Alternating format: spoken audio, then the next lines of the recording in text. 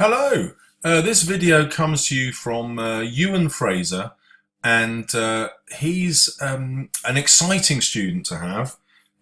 It's really exciting as an English teacher to meet students who are moving from being good readers to expert readers, if you like, from being A candidates to A star. And I want to tell you a little bit about a problem that such readers, emerging experts if you like, often have, and it's around symbolism. So here we go. I'm studying for the OCR English Literature exams next week. I have a quick question about Of Mice and Men. Other than the typical interpretations, such as the American Dream and treatment of women at the time, would this point make any sense and gain any marks? So the first characteristic of your thinking of an expert reader is you look beyond the typical interpretations. But often that can be quite a tricky journey. It's stepping a bit into the unknown. And I'll show you what I mean with Ewan's idea here. In relation to Curly's wife, could you link the fact that she is often seen wearing red, the bunkhouse scene, to communism? This could also be represented in the scene where Lenny kills her, thus portraying the fall of communism.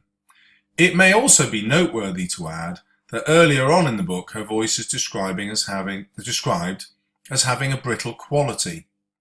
When she's in the barn talking to Lenny about her dreams of becoming an actress, we know that although this may have been an important dream to her, the likelihood of her achieving that dream was slim because of her unattractive voice. Therefore, this could show that although communism was destined to fail, it was never given the chance to fully flourish and prove whether it was a viable system for governing a country.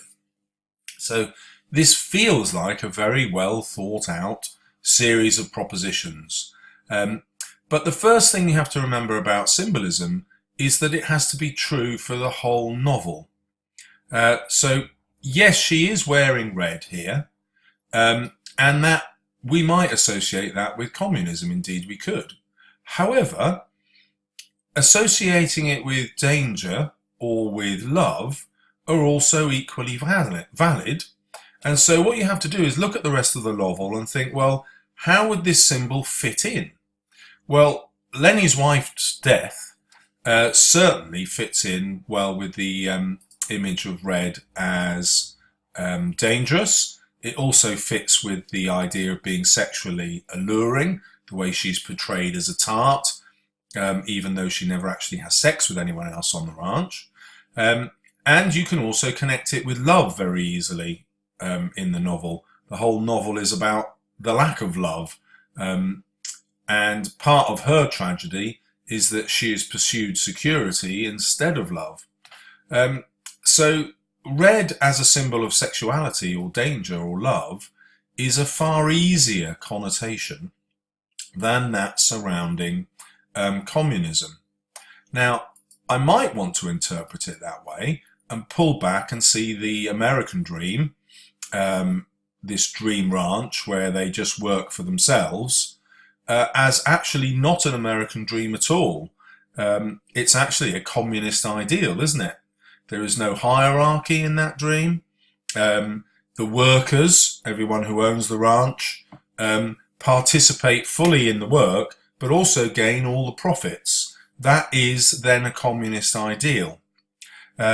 So if I want to have a communist view of the novel, actually, Curly's wife isn't the place I'd start. I'd start with the idea of the American Dream, because that then fits the whole of the rest of the novel. Now, when we get to Lenny's death, we've got the potential for looking at it as the decline of communism.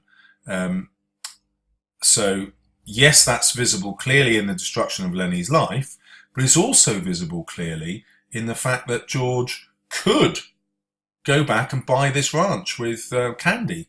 It would just take him an extra couple of months to replace Lenny's money, but he chooses not to.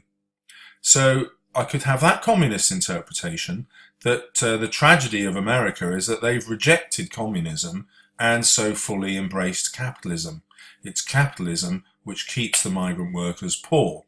It's capitalism which keeps them transitory, migrant, travelling from job to job. Now, I can look at it symbolically that way if I choose.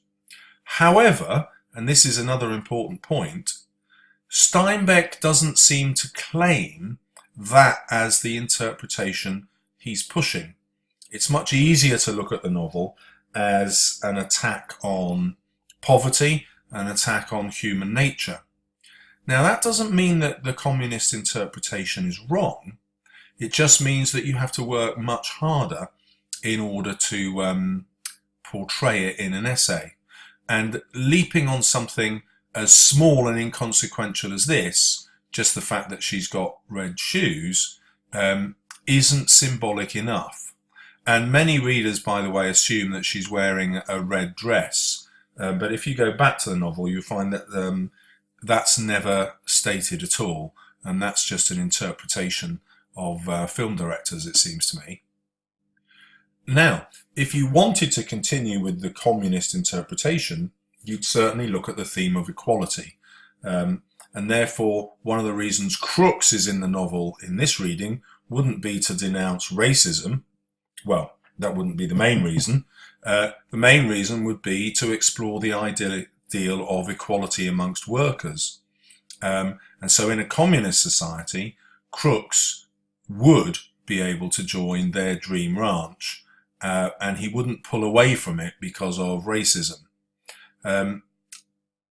He is also instrumental in dealing with the communist ideal, which is essentially atheist. The communist country says that religion is just a way to get your workers to accept terrible conditions now, because you're telling them that when they go to heaven, they'll get perfect conditions in the afterlife.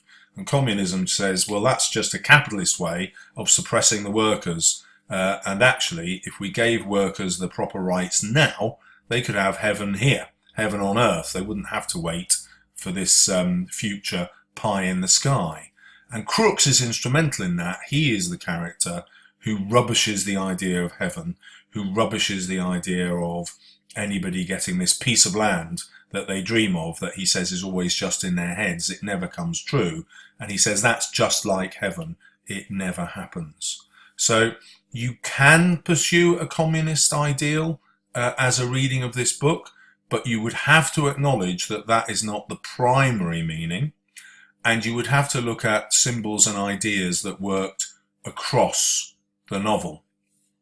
Coming back to what you've written here, you're very right to focus on the brittle quality of her voice, and that is one of the very things that would prevent her ever becoming an actress, even if she could act. But it's much easier to use that as evidence that her dreams are unrealistic, and it points to her youth and vulnerability. Also to the harshness of her character. She's quite cruel, but also foreshadowing, showing how easy she is to break. It's quite interesting that Lenny doesn't suffocate her, which could have happened just as easily with his hands placed over her mouth. Steinbeck instead chooses to break her, and that is symbolic with this word brittle. It shows how fragile she is, and perhaps how fragile all our lives are, which is reflected in the title of Mice and Men. We appear really important, but actually we're just as fragile and temporary as mice. Anyway, I hope that's helped you think differently about the symbolism, and if you're feeling really adventurous, trying to see the novel as in support of socialism or communism. Let me know how you get on in your exams. Like the video if you like it, and please subscribe if you'd like more.